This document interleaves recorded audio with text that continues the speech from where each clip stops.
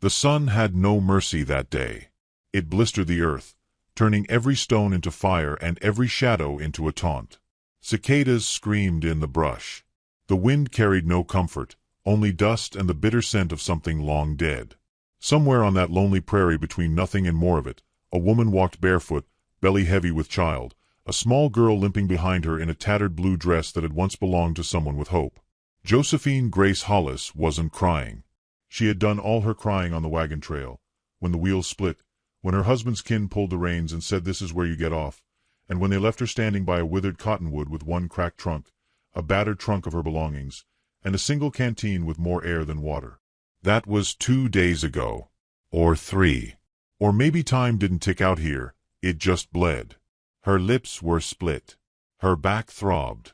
The baby shifted low, deep, like the body already knew what was coming. But Josephine walked still. She carried her little girl when she had to, set her down when she couldn't. Lottie had stopped speaking sometime that morning. Her cheeks burned. Her shoes were gone. Josephine whispered the Lord's Prayer into the wind, not so much because she believed, but because there was no one else left to talk to. She thought of how it all began. Of the man with soft hands and empty promises. Of the courthouse vows and whispers about her age, her widowed womb. He had smiled big in front of townsfolk, but smaller each day after. When her belly began to show, his family began to frown. That child will be cursed, they said. She's already buried one husband. Best not tempt fate with another. And so, they packed her up, like someone returning a cracked dish. She was 45, too old to fight, too young to die. She had done what women did. Took love as it came. Took shame when it followed. Took silence when it settled in. Now the prairie stretched on. No town. No trail. Only heat and a sky that looked down with indifference. She stopped beneath the cottonwood, the only landmark left. Its bark was split down the middle, scorched by some long-ago lightning. It leaned like an old man too tired to stand. Beneath its arms, there was a pit someone had once dug for shade or water. She sat by its edge. Dust caked her skirts. "Come here, baby," she murmured, voice like dry reeds. Lottie came. She curled against her mother's side and placed a hand on the belly that carried her brother or sister. Josephine didn't know, didn't care. She only knew the baby kicked strong. That meant something. Had to. She reached into the trunk for the last piece of hard biscuit. Gave it to Lottie without tasting it herself. Her daughter nibbled like a bird, slow, unsure. Josephine touched her child's cheek. The sweat pooled near the brow, the sunburned freckle above her lip. She kissed it. Just once. "I'm sorry," she said. No one answered. She tried digging then. With a broken tin spoon and fingers cracked and bleeding. Maybe a well lay beneath. Maybe an old trail marker someone forgot. But the ground gave nothing but stone. Midday came. The air shimmered. Lottie whimpered in her sleep. Josephine wrapped the child in what fabric she had, pressed her hand to her own belly and whispered, "Not yet, baby. Hold on." She didn't notice the coyote watching from the ridge. Its eyes were the color of rust. It sat, unmoving, sniffing the heat like it was waiting for permission. It was alone, too. Or maybe not. Josephine didn't care. She laid down beside her daughter. Closed her eyes. The sky spun. Her breath came thin. Her heart beat slow and thick. Maybe this is how it ends, she thought. Not in fire. Not in war. Just quiet and dust and a forgotten name. Time passed. The sun began to bend westward. The sky burned red at the edges, like an old wound flaring up. Josephine stirred once, reached for her daughter, and found her too hot, too still. Fear lanced through the fog of her thoughts. "Lottie," she rasped. The girl groaned but did not wake. Josephine tried to sit up. Her arms shook. Her vision blurred. In the distance, a sound, like hooves. Faint. Then gone. She laid back down. The sound came again. Louder. Rhythmic. Josephine thought it was a dream. or death come on horseback. But then the dust shifted, and she saw him. A figure, tall, slumped in the saddle, the sun behind him so she couldn't see his face. His horse, lean and sweat-slicked, moved slow, cautious. The man pulled back on the reins near the cottonwood. The horse nickered once, sensing something not right. He didn't speak at first, just watched her. She looked up with one eye half shut from swelling. Her lips parted, but no words came. He dismounted, boot heels in dust, spurs silent. He knelt. Up close, he was younger than she expected. Late 20s, maybe. His face was drawn, like a man who hadn't known peace in years. But his eyes, they were kind. She tried to move again, but her strength was gone. "Please," she mouthed, unsure if he could hear. He looked from her to the child, then to her belly. Something changed in his face, a flicker of pain, recognition, duty. He didn't ask what happened. He didn't ask who she was. He simply reached down and lifted the child into his arms, wrapping her in his coat. Then he turned to Josephine. She wanted to speak, to tell him not to waste time. But her head lolled, and the world faded. The last thing she saw was the sky, no longer cruel, but softening. The color of old peaches and bruised apricots. A summer sky trying to remember gentleness. When she woke again, the world smelled of wood smoke. She was lying on a cot made of rawhide and cedar, in a small, dark cabin. A dog barked outside. A curtain stirred. She heard Lottie's breath, shallow but real. A bowl of cool water rested beside her. A hand, his, laid a damp cloth on her brow. Josephine blinked once. He said nothing, but his eyes told her, "You're not dying today." And for the first time in weeks, Josephine Grace Hollis wept, not from pain, but from being seen. When Josephine opened her eyes again, it was not to sun or sky or silence, but the golden flicker of lantern flame dancing along rough-hewn cabin walls. The cot beneath her creaked gently with every breath. She tried to sit up, but her body ached in places too deep for pain alone. Her arms were weak, legs numb, throat raw. The baby within her turned like a restless tide, as if sensing change. Lottie lay on a folded woolen blanket nearby, curled like a kitten in sleep, her cheeks no longer scorched but flushed with fever's tail. A small whimper escaped her lips, and Josephine flinched to rise, but a shadow moved from the far side of the room. He came with quiet steps. That man again, the one who found her by the cottonwood tree. This time she could see his face in full, sun-darkened skin, sharp jaw dusted in a week's worth of stubble, hair tied back with a fraying piece of leather. His eyes, though, held the most, that peculiar blend of grief and steadiness found only in those who had carried too many things alone. He carried a basin and cloth, no words, just work. She tried to speak, but he shook his head softly. "Drink first," he murmured, and his voice was sanded smooth like driftwood, low, steady, and strangely safe. He helped her sip cool water from a tin cup. She coughed once, and then breathed deeper than she had in days. "You're all right now," he said, setting the cup down. "Your girl too. Fever's breaking." She tried to say thank you, but all that came out was a whisper. He didn't ask who she was, nor what had happened. Just tucked the quilt closer to her shoulders and turned toward the stove. His cabin was small, one room, save for a curtained nook in the corner. A hand-carved rocking chair sat near the hearth. A single shelf bore worn books, some spines cracked from years of rereading. The scent of sage and old pine lingered in the air, earthy and calm. Lottie stirred and reached for her mother with sleep-heavy hands. Josephine gathered her daughter in with aching arms and held her close. Later, when strength returned enough for speech, Josephine asked, "Your name?" He hesitated at first, as if unsure it mattered. Then, simply, "David Thorne." She repeated it in her mind, rolled it around like river stone. She told him hers next, Josephine Grace Hollis, and then silence stretched again, not awkward, just quiet, like something old settling in the walls.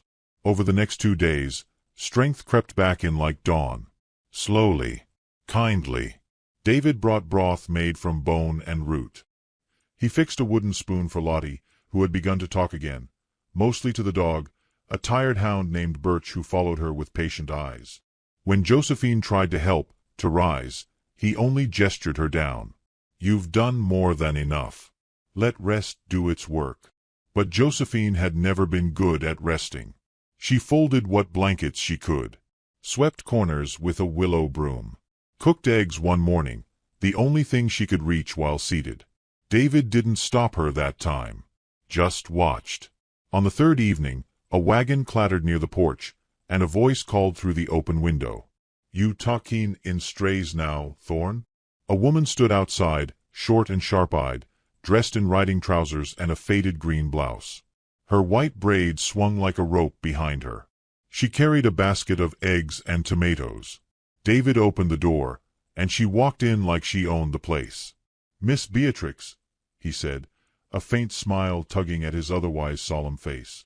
"Don't you miss me?" "Who's this?" she asked, peering at Josephine. Josephine stood, though she trembled. Beatrix squinted. "You're too thin. You're too pregnant. And you've been left out in that sun, haven't you?" Josephine blinked, unsure how to respond. Beatrix walked up close, her eyes softer now. "Then sit down, honey. You've had a bad run." She set the basket on the table. "He's a good man, this one. Doesn't talk much, but he's honest.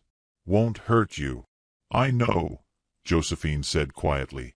Later that night, David sat on the porch sharpening a tool. The air was cooler now. Crickets chirped. Lottie slept inside. Josephine joined him, her arms wrapped around her belly like a shield. He didn't look at her. Just said, "You can stay as long as you need." She swallowed. "I won't impose. You aren't my in-laws. They'll come looking, maybe, when word gets around. Let them come." She turned toward him then. "Why are you doing this?" He was quiet for a long while. The whetstone slowed. "Because once," he said, "someone gave me shelter when I didn't deserve it. Thought I'd repay that forward."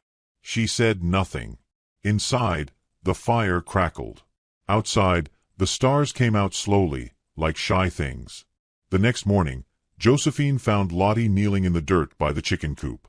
David was showing her how to feed them with cracked corn. He held a tin cup low and let the girl scatter seed with a laugh. Josephine leaned in the doorway and watched. Something in her chest ached. It was not pain, not fear. It was beginning. She moved down the steps to join them, bent slow, belly first, and rested on the log beside the coop. David glanced at her only briefly before continuing his soft-spoken lessons. Later that afternoon, Josephine wandered into the garden, a few rows of carrots and onions half-choked with weeds. She pulled up a few by hand, soil cool against her fingers. A soft breeze moved through the trees. A bird sang high in the pine. David joined her with a second trowel. They knelt side by side. "You've been here long?" she asked. 10 years. Since the war. Alone. He nodded. "My wife passed in winter. Long time ago now." "I'm sorry." He shrugged. "Wasn't her fault." They kept digging, side by side, like two people who had always gardened in silence. She told him of her first husband, kind and sickly. Of her second, selfish and afraid. Of the child she carried now, not planned, not celebrated. David didn't judge. He didn't flinch. When she wept, quietly, hands muddy, he didn't speak. He just placed a hand over hers and let it rest there. That night, when the wind rose and the shutters clattered, Josephine stood by the stove and stirred stew while Lottie colored with charcoal on the floor. David carved something at the table. They didn't speak much, but the room felt full. It felt lived in. As they ate, David offered a toast without raising his glass. "To peace," he said, "even if it's borrowed." Josephine smiled.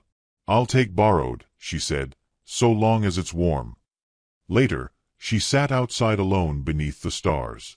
The wind tugged her hair. She could feel the baby kicking, strong and fierce.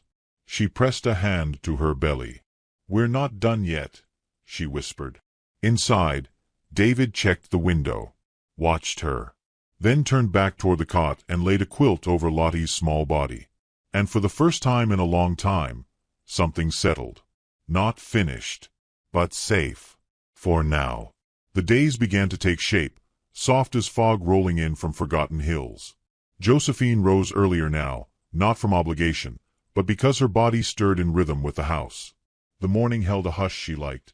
Before Lottie stirred, before David emerged from his room with sleep-lined eyes and a quiet nod. That hush gave her time to press both hands to her belly, to feel the child growing, turning, claiming space. Sometimes she spoke to the baby in a hush, not with dreams or promises, but simply to say, "I'm still here." By the end of July, the land was beginning to turn. Not cooler, no, the sun still scorched, but there were signs. Shoots of green in forgotten places. The hens laid steadier. Lottie began to sing again. She and David worked the garden together most days. He would crouch low, forearms covered in dirt, sleeves rolled up just past the elbows, silent as ever. Josephine found herself watching him longer than she meant to. The way his hands cradled the base of each carrot before pulling. The care in it. "You treat everything like it might break," she said once, kneeling beside him. He glanced over, brushing hair from his brow. "Things usually do." She hadn't replied. But something inside her softened, slow as thaw. They rebuilt the chicken coop that week. The old planks were warping, and raccoons had broken through the base. David showed her how to set nails without splitting wood, how to brace from the corner. Josephine listened, learned, felt her hands remember old skills she hadn't needed since her first husband. "You talk more now," she said one afternoon, half a smile playing at her mouth. David looked at her, puzzled. "You used to answer in one word. Now it's 2 or 3. He gave her a look like a slow sunrise. "Well," he said, "you're easier to talk to now." And that was the beginning of something neither of them dared name. That evening, Josephine sat on the porch with a basin of water, washing Lottie's feet. The child had spent the day chasing chickens. Wild with laughter, her curls tied up in red ribbon, Miss Beatrix had brought by. David stepped outside with a whittling knife, sat beside Josephine. His shirt was unbuttoned at the throat. His hands moved in that gentle way of his, cutting, shaping. "What are you making?" she asked. "Rocking horse," he said. "For Lottie. Maybe the new one too." Her breath caught a little. She hadn't known he'd begun anything for the baby. When he looked at her, there was no awkwardness in it. Just intention. Plain and true. She nodded, swallowing emotion like bitter tea. The next day brought rain, the first in weeks. It came sudden, spilling out of clouds that had seemed only gray minutes before. Josephine stood by the open door, her fingers grazing the frame, as she watched the dust darken and the smell of wet earth rise like incense. Lottie twirled barefoot under the eaves, arms out wide. David stepped in, hair damp, shirt plastered to his skin. He looked like something carved from memory, earthy, solid, and oddly beautiful. "You all right?" he asked her. She nodded. "Rain makes me feel clean." He set down a basket of cut kindling and moved to stoke the fire. They worked in tandem without thought now. He set the kettle, she found the tin cups. That night, with Lottie asleep and the rain still tapping the windows, Josephine sat beside the hearth while David sanded the toy horse smooth. "I was scared to come here," she said quietly. He didn't answer, just let her speak. "I didn't think I'd make it. I didn't think we mattered enough to be saved." His sanding slowed. "I didn't save you," he said. "You walked through hell and still held that child in your arms. That wasn't me." She stared into the flames. "I was angry too," she whispered. "That he left. That they left. But most of all, I was angry that I wasn't surprised." That made David look at her. "I've seen that kind of pain before," he said. "It doesn't show on the outside, but it stays. Like a splinter under the skin." They were quiet then, but not alone. In the warmth of that cabin, With thunder grumbling like an old man beyond the hills, something shifted. Trust, real trust, is a slow-growing vine. It needs stillness. It needs shadow and light. And it needs hands that don't pull too hard. They built that trust, inch by inch, in how they moved through the cabin. In how they spoke when they didn't have to. In how Lottie fell asleep curled at David's side while he read from a worn book about prairie birds. It was Miss Beatrix who noticed first. She arrived one Sunday morning, straw hat crooked, boots dusty. "You look different," she said, eyes narrowing at Josephine. Josephine raised a brow. "How so?" "Softer. More here. Less running." Josephine only smiled. Later that day, old May, the midwife, came for a check. She poked and prodded with firm hands, muttering half to herself.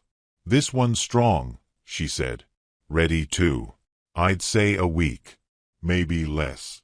Josephine went quiet. David, who had been standing near the door, stiffened. "Is that too soon?" "No," old May said. "Just sudden." After the midwife left, Josephine sat on the edge of the bed, staring at her hands. "I'm afraid," she said when David joined her. "Of what?" "Of loving this child and losing it. Of loving this life and having it taken again." He sat beside her, close, but not touching. "I won't lie to you," he said. "Loss finds its way to everyone. But I've learned one thing." She turned to him. "Loving's still worth it. Every time."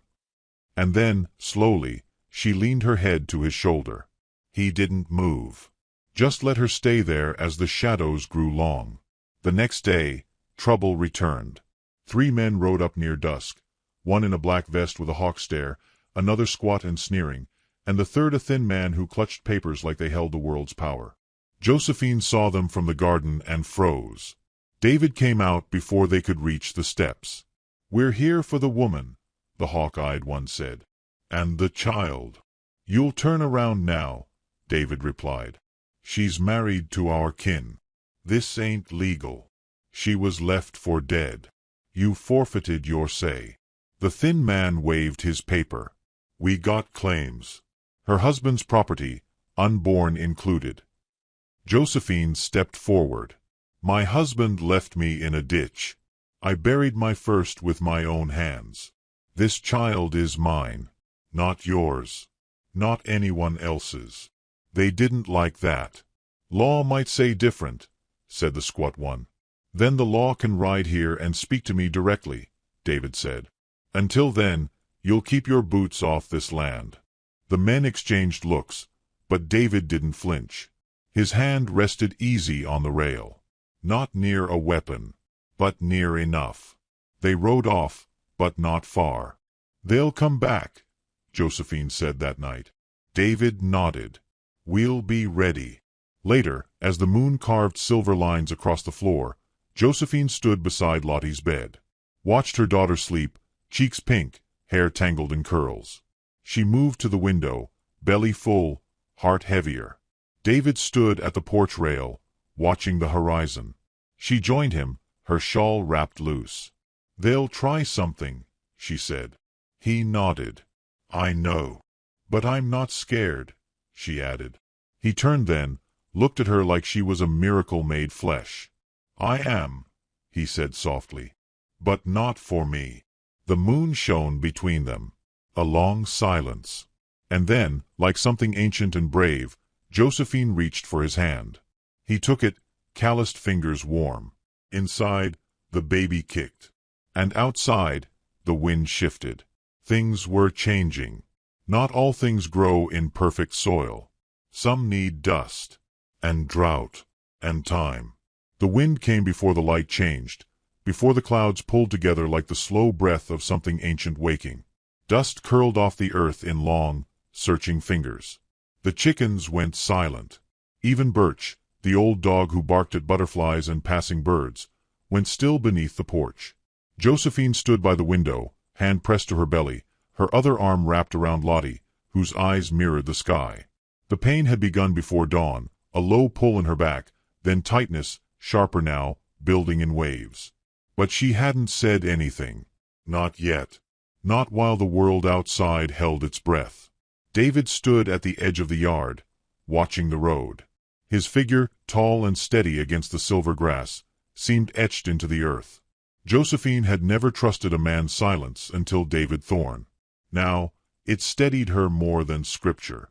When he turned back to the house, the look in his eyes said everything. They were coming. Josephine moved slowly, gathering Lottie's shoes, the berthcloths, the basin. She breathed through the pain. She knew what was inside her, and what was out there. And both were coming now. At once. David stepped into the house and closed the door gently, as if it were any other day. "They've got 4 riders," he said quietly. 2 I've seen before. 2 new. They've stopped by the river. Scouting. Waiting. Josephine sat down, closed her eyes. "They're not going away, are they?" "No." The pain returned. This time it gripped deeper. She exhaled slow. "Then we don't go either." Miss Beatrix arrived by midday, dust rising behind her wagon like smoke. Old May was with her, face lined with years and eyes sharper than a hawk's. They came in without asking. "It's time," May said. "She's ready." "No, she's early," David replied. "She's ready," May repeated, unrolling a stained canvas with practiced hands. "You keep watch. Let us do our part." Lottie clung to David's leg as the women moved like a practiced storm, filling the kettle, placing cloths in bowls, preparing the cot. Birch curled near the hearth, whimpering low. Josephine breathed deep as another contraction passed. Her face stayed calm, but her knuckles turned white. Outside, the wind shifted. The trees swayed like prayers. When David stepped out to the porch, the men were closer. Their voices could be heard now, laughing, jeering. One of them called out, "You given birth to stolen property in there, Thorne?" David didn't answer. Another voice, louder, meaner, "We got papers. Blood don't lie." David stepped off the porch and walked forward, slow, measured. He stopped near the fence, his hat low over his brow, the rifle resting against his shoulder, not aimed, not raised. "Just present. She's not yours," he said, "and you won't cross this fence." One of them, tall, sharp-jawed, laughed. "What are you gonna do, boy? Shoot the law?" "I'll shoot the snake that tries to bite what I protect." There was a moment of stillness then. Pure. Cold. The kind that precedes thunder. Back inside, Josephine cried out, not in fear, but from life clawing its way out of her. May spoke low, hands steady, years of midwifing in her veins. Beatrix wiped Josephine's brow. "Almost there," she whispered. Outside, hooves stomped in place. The riders waited, watching, their shadows long against the barn. David didn't move. Then came a crack of thunder, not from the sky, but from the land. One rider fired into the air. Another dismounted and approached the gate. David took a step forward. "Last warning," he said. But the man kept coming. Inside, Josephine gritted her teeth. Her face was red, damp, radiant. Beatrix whispered encouragement. May guided her hands. Lottie sat in the corner, clutching a doll, eyes wide but dry. The baby was almost here. Outside, the rider reached the gate and placed a hand on the top rail. David raised his rifle. "Don't," he said. The rider smirked. "You ain't no sheriff." "No," David said, voice steady, "but I am hers." And he fired. The shot rang out like judgment. It wasn't a kill shot. David had aimed for the hand. The rider screamed, fell back, blood pouring between his fingers. The others charged then, shouting, hooves tearing through the grass. But they hadn't counted on the neighbors. 3 wagons came down the ridge from the north, Miss Beatrix's kin, and 2 more who'd seen what had been happening and decided enough was enough. They weren't lawmen, but they were folk. And folk know when a line's been crossed. The would-be in-laws pulled back, curses flying. One tried to swing wide to flank the house, but Birch came snarling from the woods, teeth bared, old but still loyal. Inside, Josephine pushed with all the strength left in her. The room blurred. She felt herself parting, breaking, but not bleeding. Not like last time. Not like the sorrow of losing. This was different. This was beginning. The baby came in a single, hard cry, a boy, red and full of protest. His voice was small, but strong. Josephine collapsed back into the pillows, eyes open, tears hot on her cheeks. May placed the baby on her chest. He rooted immediately, breath hitching like he wasn't sure yet if the world deserved him. "You did it," Beatrix whispered, brushing Josephine's hair from her brow. Josephine kissed the crown of the baby's head and whispered his name, Hope. Outside, the riders were retreating now, outnumbered, outwilled. One of them shouted threats of court, of judges, of retribution. But David only stared at them, quiet and calm, until they turned tail and galloped off toward whatever dust had made them. He returned to the cabin, face unreadable. Josephine looked up from the cot, the baby against her chest. "They gone?" she asked. "For now," David said. "But next time, it won't be just me out there." Beatrix stepped up behind him. "Town's already heard. The sheriff's with us. That paper won't hold." David knelt beside the bed, his eyes not on the baby, but on her. "You all right?" he asked. Josephine nodded, tears falling now. "I'm tired," she said. "But I'm not broken." He took her hand and kissed the back of it. Lottie crept to the edge of the bed, eyes wide at the sight of her baby brother. "Is he ours?" she asked. Josephine smiled through her tears. "Yes, sweetheart, he's ours." David stood then and reached into his pocket. A string. Nothing more. Just a bit of frayed twine tied in a loop. "I don't have silver or stone," he said. "But I've got this. And a name. And a home." Josephine stared at it. At him. "I don't need more," she whispered. He tied it gently around her finger. It fit like a vow. Days passed. The world calmed. The neighbors repaired the broken fence. Miss Beatrix came by with soup and gossip. Old May left a jar of tincture and a kiss for the baby. David dug a new garden bed, and Josephine sat in the rocking chair on the porch, baby in her arms, Lottie playing with Birch in the tall grass. Evening light filtered through the trees, soft and golden. One night, Josephine found David whittling again by the fire. She watched the shavings fall like tiny feathers. "What are you making now?" she asked. He looked up, eyes warm. "A cradle." She walked to him and knelt beside his chair. "I think I'd like to call this place home," she said softly. He looked at her, hand pausing. "It already is." The baby stirred. Lottie slept, curled at the foot of their bed. Outside, the stars blinked on, shy and gentle. Josephine pressed her forehead to David's. And for the first time in years, her heart didn't fear the dawn.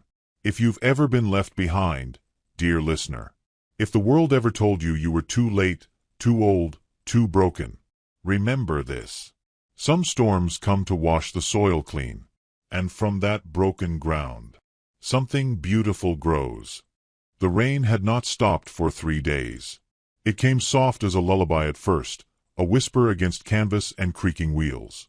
Then, as if heaven itself had turned sour, it poured with purpose, cold, steady, full of judgment.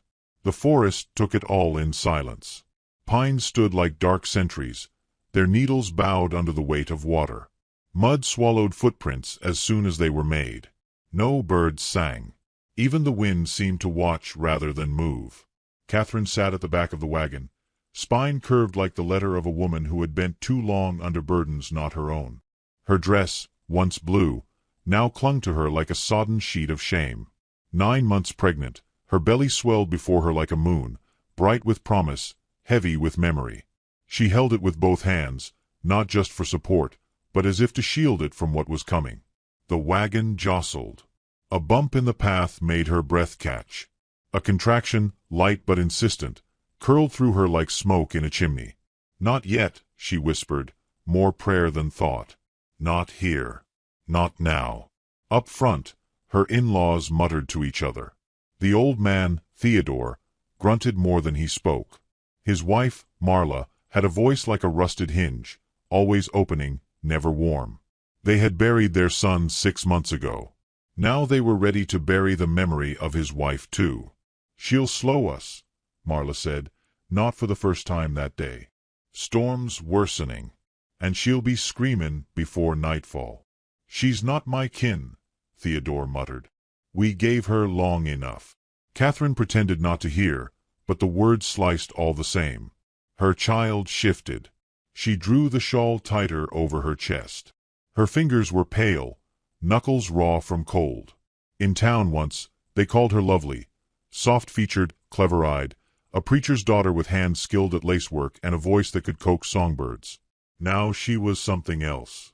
Pitiful, troubled, unwelcome. "You all right back there?"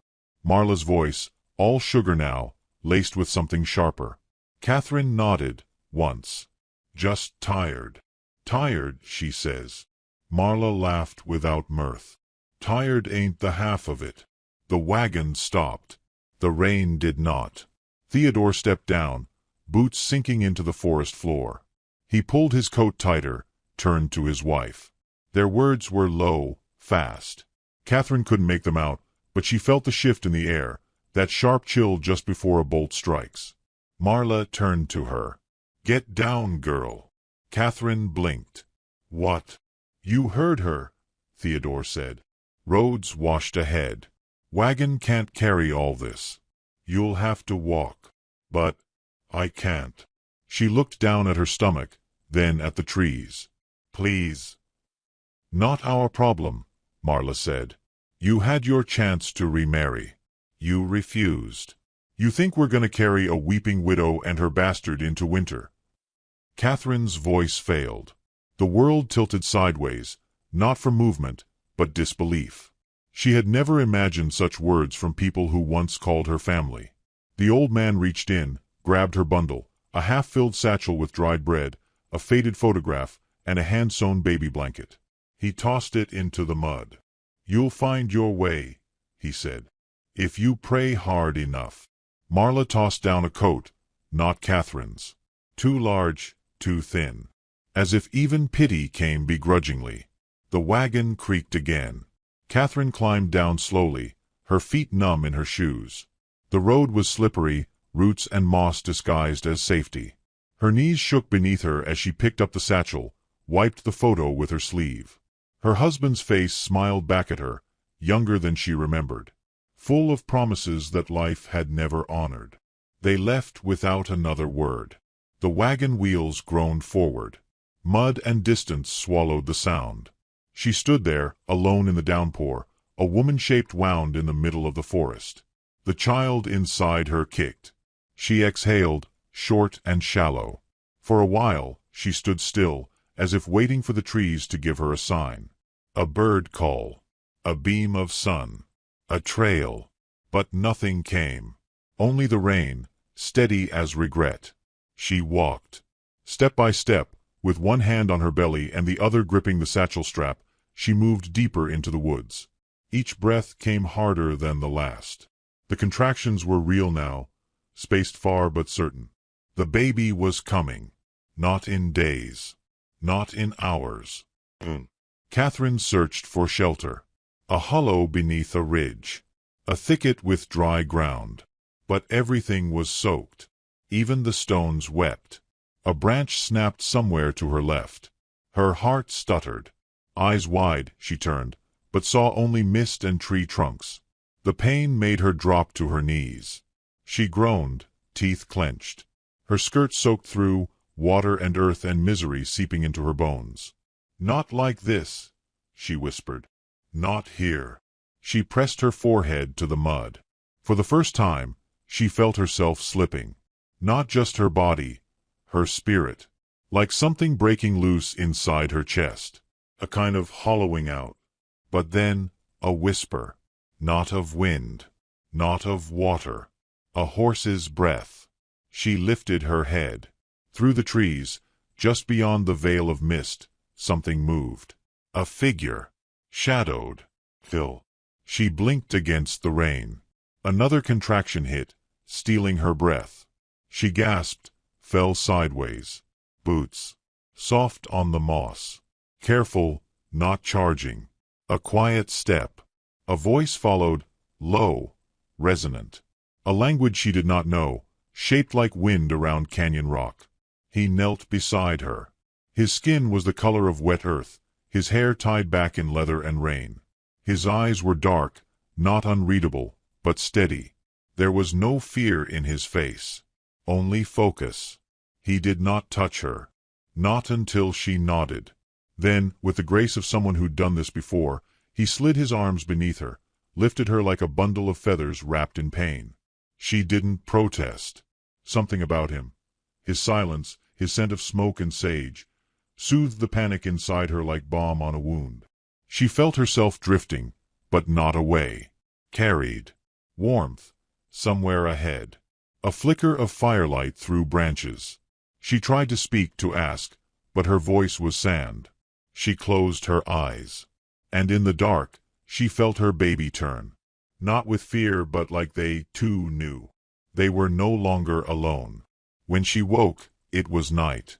Rain still sang against a canvas above her, but gentler now. Like a lullaby. She lay on a blanket. The fire crackled near her feet. Steam rose from a pot. Herbs hung from a line, drying in the warm air. A hand-carved flute rested on a stone. And across the fire he sat, the man who found her. An Apache, she guessed. He moved like someone who listened before he spoke. He watched her with quiet eyes.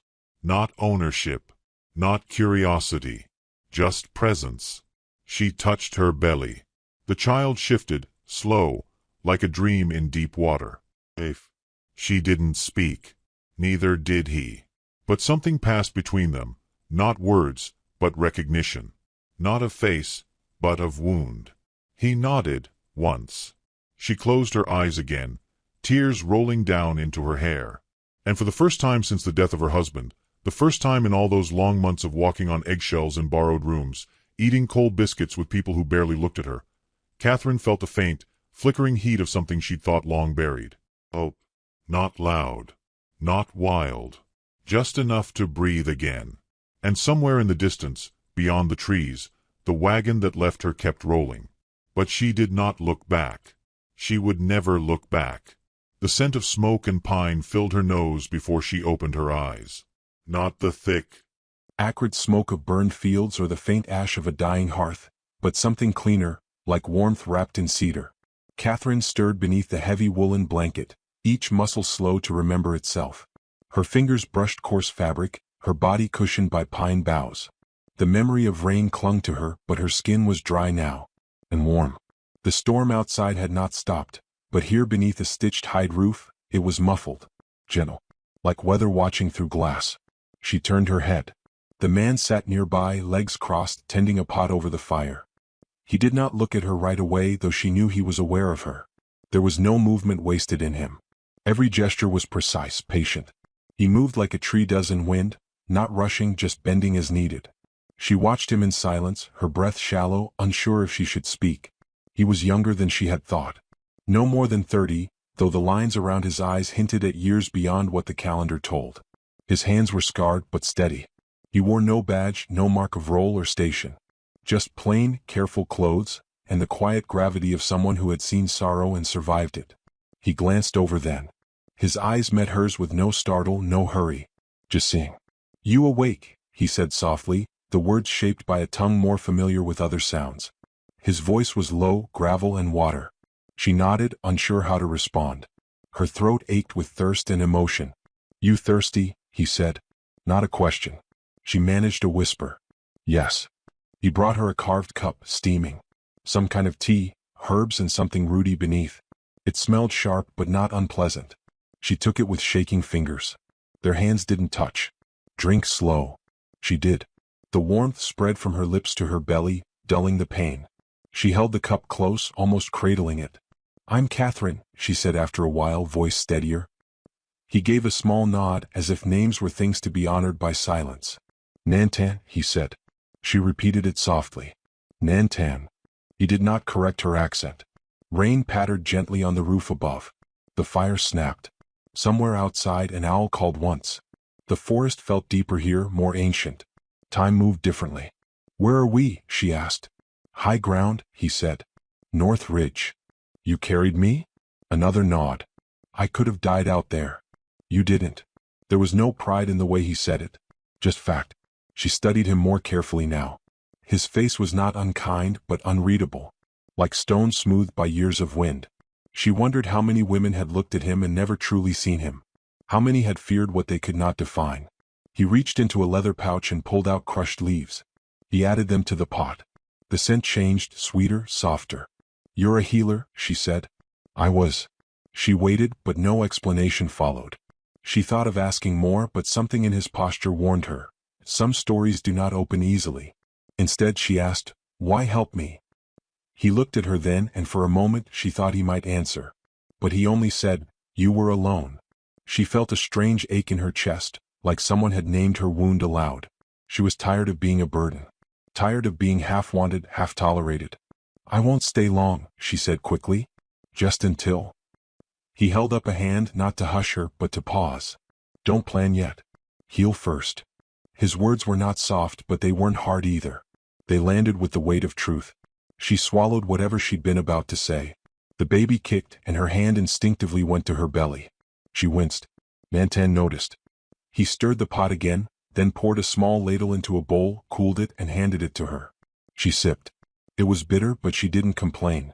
He brought out a cloth soaked in something pungent and dabbed her ankles, swollen and raw. His touch was careful, practiced. Never lingered. Never strayed. You've done this before, she said. Yes. Your wife.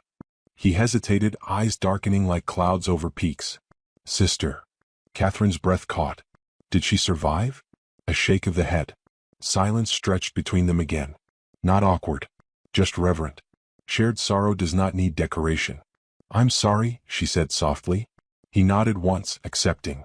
The wind outside shifted. Rain slowed. Do you have more family? She asked. Not near, he said. Traveled west alone. Some stay. I kept moving. Why? He looked into the fire. Some wounds walk with you. Forest quieter than memory. Her chest tightened. She understood that too well. He stood then as if the conversation had ended. He checked the lean-to's edge, adjusted a log, stirred the coals. She watched him with a strange mix of gratitude and awe. This man, this quiet guardian, had plucked her from the edge of despair without fanfare or demand. He didn't offer rescue like a knight. He offered shelter like a tree, firm, wordless, unwavering. I'll help tomorrow, she said suddenly. With cooking. Or something. He didn't nod this time, but something softened in his shoulders. You sleep now, he said. Fire safe. I stay. You're not tired? His face remained still, but she saw the ghost of a smile, faint, barely there. Used to silence. She lay back down, pulling the blanket to her chin. Her body ached, but not the way it had before. It ached like healing, not harm. Thank you, she murmured into the dark. He said nothing, but she heard his breathing steady nearby. Catherine stared at the roof, listening to the rhythm of rain and fire.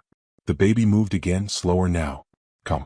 She imagined this man as a boy, learning herbs from his mother, songs from his elders, how to walk through the woods without disturbing even the moss. She wondered what it cost him to live like this, alone with memory and trees. In the hush that followed, she dreamed of rivers that carried pain downstream, and trees that whispered secrets of old women and brave men who walked without noise. Morning came not with brightness, but with gentler rain. A gray sky filtered through branches like silver thread. Catherine woke to the smell of cornmeal and sage. Nantan handed her a flat cake, warm and soft, with something sweet inside. She didn't ask what. She ate. Her feet were less swollen today. Her body hurt, but it was bearable. The pain felt shared now, not solely hers. She gathered sticks while he fetched water. She asked about a certain herb, and he named it in his language. She repeated it, mangling the sound, and he corrected her, not unkindly. They spoke little, but when they did, it felt like leaves brushing in wind. That evening, as they sat near the fire again, she asked, Do you believe in signs? He paused. Some. I used to think everything had meaning, that God shaped our steps. But lately, I wonder if we're just accidents waiting for kindness. Nantan took a moment before replying. Maybe kindness is the sign. She looked at him then longer than before. He met her gaze. For the first time she saw not just calm but weariness too. And something else. Hope, perhaps, trying on a face it hadn't worn in years. She reached for the shawl around her shoulders, pulled it closer. It was still damp at the edges but warmer now. Like even sorrow once shared could become something softer. The fire popped. The baby shifted. She smiled without meaning to. Nantan tilted his head, watching her closely, but said nothing. That night sleep came easier. And though the rain still whispered, it no longer sounded like weeping. It sounded like waiting. The third day dawned pale and gold, a trickle of sunlight threading through the canopy as if the sky itself had grown tender.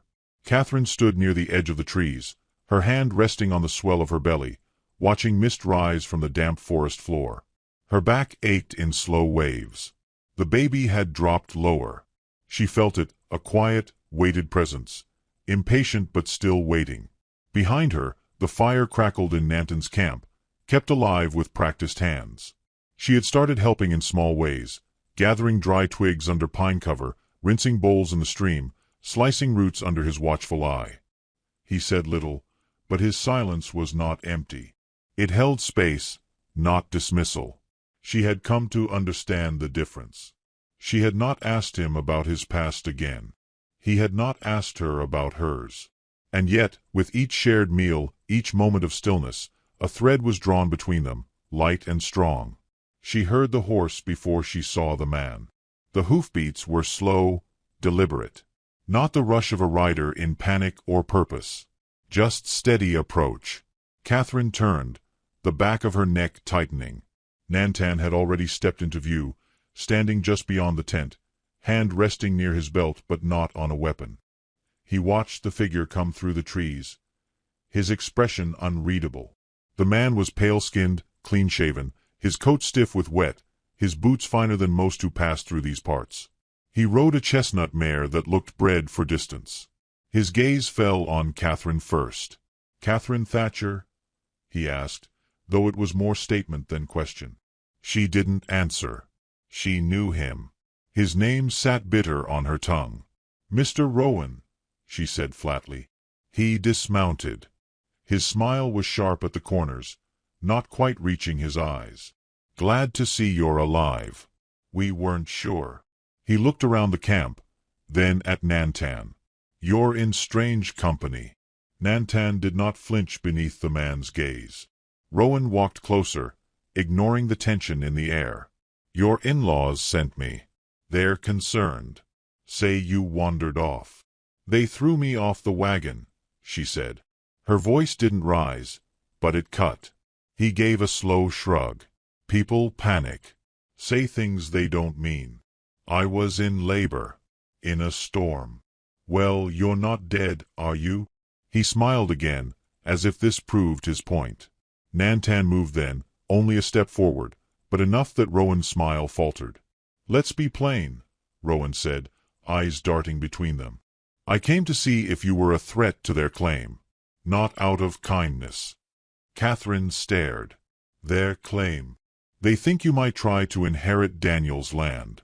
Or his share in the dry goods company. There's talk in town. You showing up with his child would complicate things." She took a breath, slow and deep.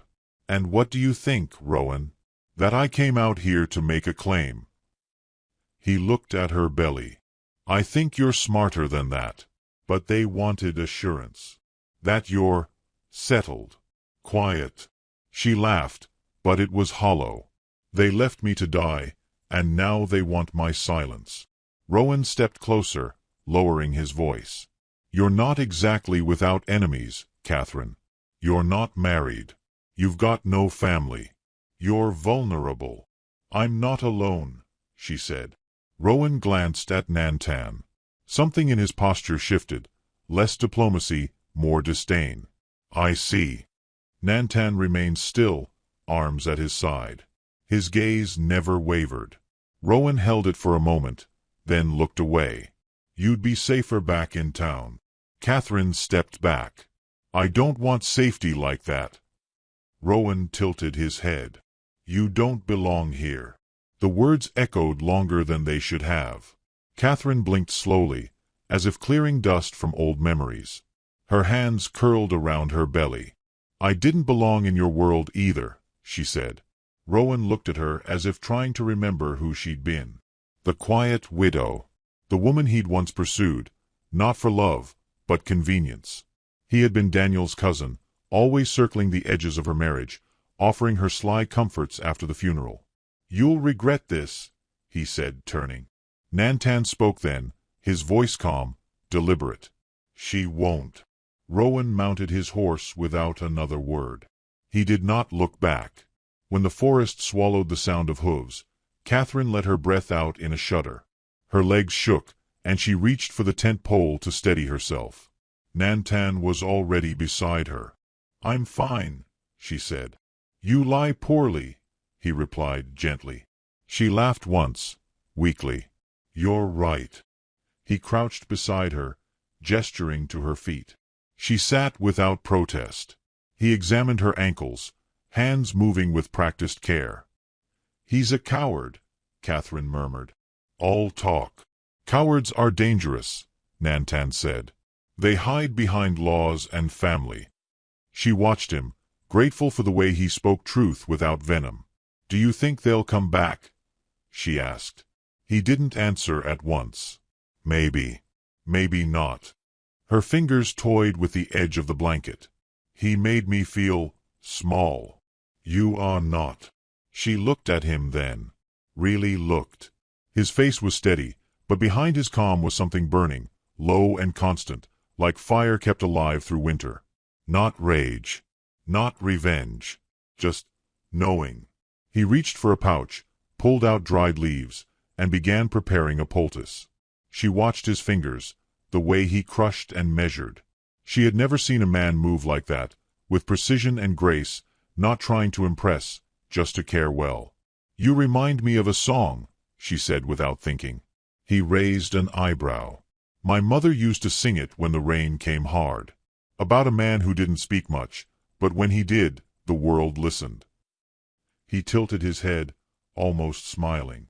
"And I never believed he existed. Now." She shrugged. "I'm starting to wonder." They fell into quiet again. This time it held warmth. That night, as the fire cast long shadows and the wind curled around the tent edges, Catherine sat beside him, close enough to feel his breath. The baby kicked, and she gasped. He turned quickly. "Pain." "No," she laughed, startled.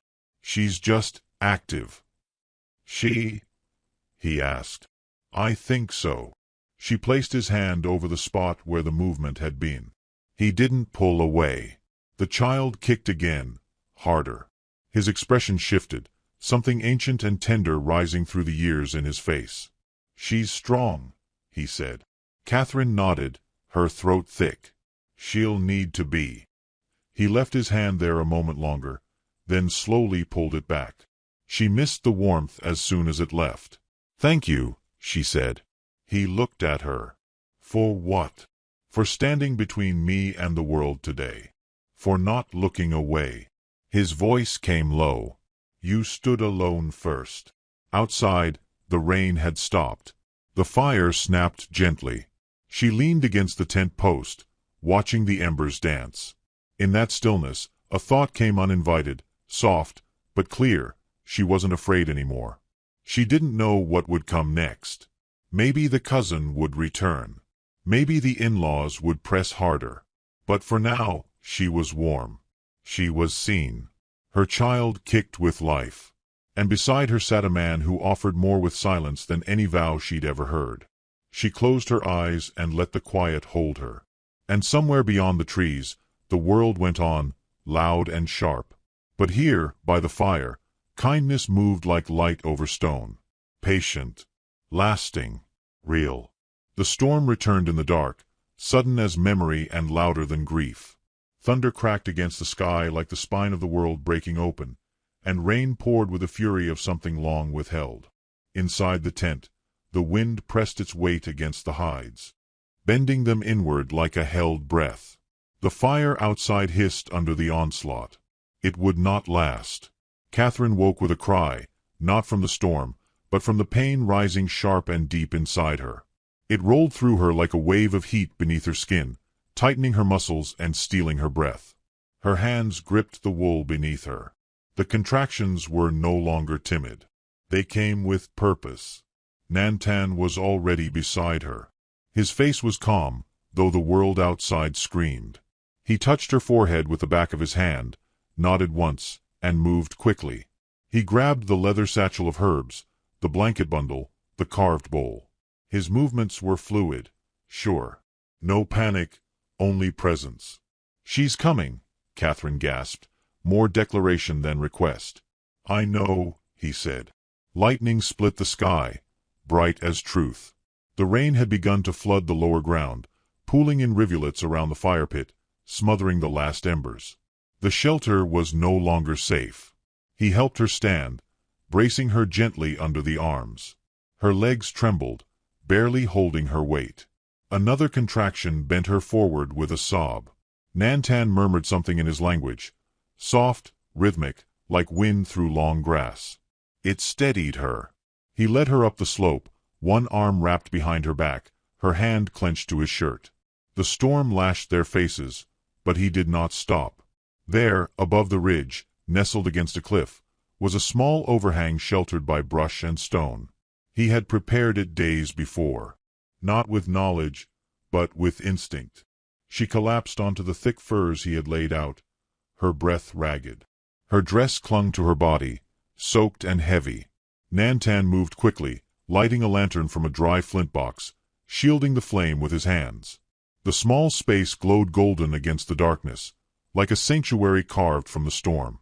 "I'm scared," she whispered. He knelt beside her. "So was my sister."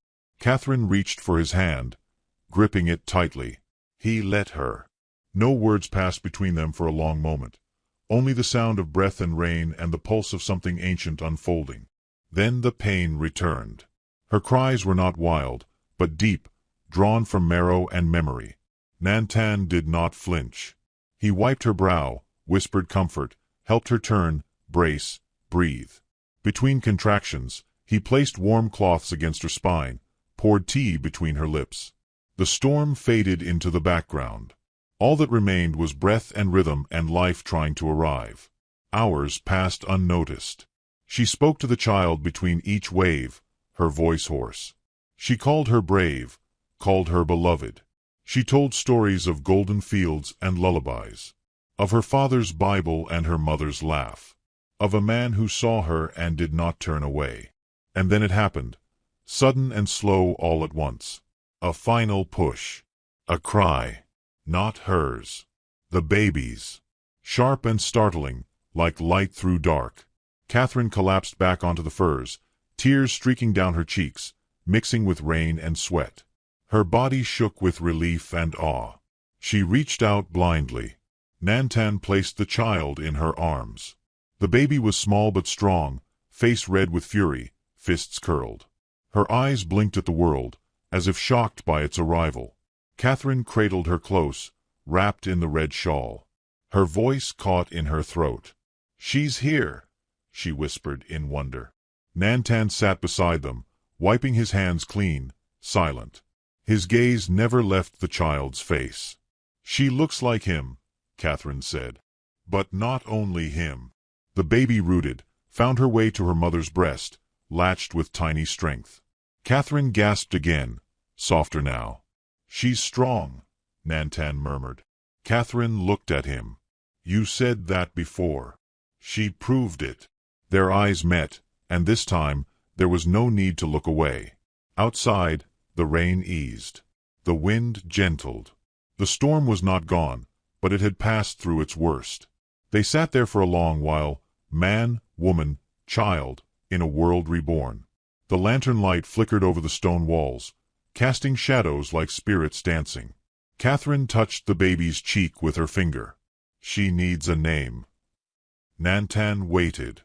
"Hope," she said. "Her name is Hope." He nodded, the name settling like a promise. She looked at him again. "I didn't think I'd survive this." "You did." "No, she said, shaking her head gently. Not just the birth. All of it. His voice was quiet. You had to lose the old to find the true. Catherine smiled, tired but whole. What about you? What did you lose? He didn't speak right away. Then, softly, my voice. After my sister died, I stopped speaking to others. Only the trees heard me. Why? I blamed myself. I thought if I'd known more, done more. He stopped. Catherine placed a hand over his. But you saved me. He didn't answer with words. Just let his hand turn slightly so her fingers fit into the spaces between his. The baby shifted, made a small sound. Neither cry nor coo, just presence. Catherine held her tighter. They'll come, she said after a while. Those people. They'll want something. They always do. I know. She looked at him, fear flickering. What do we do then? His answer was calm. We protect what's ours. It was not a claim of possession, but of care, of belonging. You think I belong here? She asked. I think you belong where you are seen. And you see me? Yes. Simple as that. Outside, dawn began to lift the dark, painting the sky in streaks of gray and soft rose. The trees no longer dripped. They stood tall, drying their limbs in the new light. The world was not fixed. Danger would still come. But for now, Catherine breathed deeply. She felt her daughter's tiny heartbeat against her chest. She felt the warmth of a man who did not promise safety, only presence. Between storm and breath, they had found something. Not peace, exactly, but the start of it. The smoke came first, thin and curling, a slow ghost against the pale morning. It rose beyond the ridgeline, low on the horizon, as if the earth itself exhaled. Catherine saw it before Nantan did, standing with her daughter nestled in a sling across her chest, one hand resting instinctively at the child's back. The baby stirred, but did not cry. Even at a day old, she was calm, observant. Nantan stepped beside her, eyes narrowing. That's too close, he said. She nodded. Her lips were dry, her breath shallow. They're burning something. No storm this time, he murmured. That fire's man-made. He moved swiftly after that, packing essentials into 2 satchels, the pouch of herbs, spare hides, water, flint. He paused to sharpen the blade he kept beneath his cloak, not in panic, but with deliberate care. She watched him, heart hammering. The taste of fear was metallic now, crawling along the back of her tongue. When they set off, it was not running. They moved as if guided by instinct honed in quieter years, through the trees, across moss-slicked rocks, always with ears turned toward the wind. Catherine carried Hope tight to her chest, wrapped in the red shawl. Her body still ached from the labor, but her feet did not falter. By midday, they reached a ridge that overlooked the lower trail, a winding route through the forest, visible only when the leaves parted just so. 3 riders approached. Catherine recognized them by posture alone. The cousin rode in the lead, his coat too fine for the mud, a rifle slung across his shoulder like decoration. The others were townsmen, hired hands, or cowards with mouths full of someone else's anger. Nantan crouched beside her. We don't run. She nodded. Her throat tightened. Do we fight? We speak first, he said. They waited until the men were beneath them, then stepped into view, calm, still, unshaken. The cousin pulled hard on his reins, the horse rearing briefly. Well, would you look at that, he drawled. The forest ghost and his prize bride. Catherine said nothing. Nantan did not move. You've made quite the story for yourself, Ellie. Disappearing like that. Some folks figured you died. Some hoped you did. She stood tall, even as her knees threatened to betray her. I lived. That's the story now. His smile slipped. That's not a happy ending for everyone. Nantan stepped forward just enough. Say what you came to say. The cousin sneered. That land, Daniel's share, it doesn't belong to a woman wandering the woods with a half-breed for a nursemaid. Especially not one claiming to bear a child of our bloodline without proof. You want proof. Catherine's voice was sharp as a blade now. She's right here. And she's alive because you left me to die. He gestured lazily. What's done is done. But if you hand the child over, quietly, this doesn't have to become a thing. There's still some decency in the Thatcher name. You walk away, no blood. You stay, different story. The implication hovered thick in the air. Nanton's hand rested on his belt. Not drawing. Just present. She's not yours to claim, he said. The cousin laughed, small and ugly. And you think she's yours? Catherine stepped forward then, her voice steady. She's hers. And I'm her mother. You don't get to decide anything. She's a threat, one of the men behind him muttered. This whole thing is. Nanton's voice dropped low. So was my sister. She died because men thought their comfort was worth more than her life. The cousin's smile was gone now, lips pressed tight with frustration. We're taking the girl. The rifle swung forward. And then, from the shadows of the trees, another voice rose. Put it down, Aaron. A fourth rider stepped into the clearing. Older, broader, with a lawman's calm in his bones. His badge glinted dully against a worn coat. Sheriff Vaughn. He had known Catherine's husband since they were boys. You weren't sent to kill a woman and her child, he said. She's making a claim? She's making a life, the sheriff interrupted. And you're threatening it. The cousin turned in his saddle. She's got no papers. No witnesses. She's got me, the sheriff said. And I saw the way you treated her at the funeral. I saw how quick you were to sniff around after Daniel died. You never wanted justice. Just inheritance. The men behind Aaron shifted, uncertain now. One muttered something about not signing up for a hanging offense. The cousin seethed. You gonna defend her, then? Defend him? I'm going to defend what's right. Nanton moved to Catherine's side again, quiet but firm. Hope shifted in her sling, letting out a small, protesting squeak.